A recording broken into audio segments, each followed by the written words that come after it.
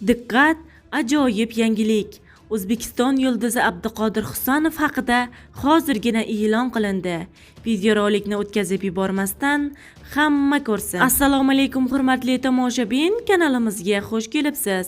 Agar kanalda yangi bo'lsangiz obuna bo'lishni, videoroligimizga esa like tugmachasini bosib qo'yishni unutmang. Alloh barchangizdan rozi bo'lsin. Diqqat qiling. Manchester City O'zbekiston terma jamoasi himoyachisi Abduqodir Husanov bilan yangi uzoq muddatli shartnoma imzolaganini rasman e'lon qildi.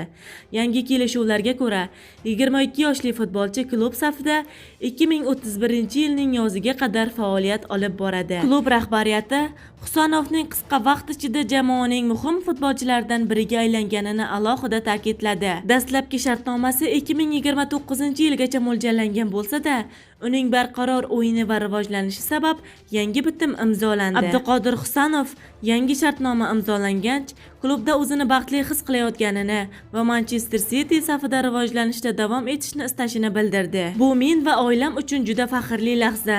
Dunyoning eng yirik klublaridan biri bilan shartnomani uzaytirish men uchun katta sharaf.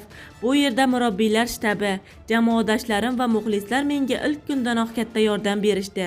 Men bundan buyon ham jamoa muvaffaqiyatlari uchun bor kuchimni ishga solaman, dedi Abduqodir Husanov. Manchester City sport direktori Ugo Viana ham o'zbekistonlik futbolchi salohiyatini yuqori baholadi.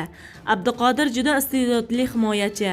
U qisqa vaqt ichida jamoamizga moslashdi va katta salohiyatga ham ega ekanligini namoyish qildi.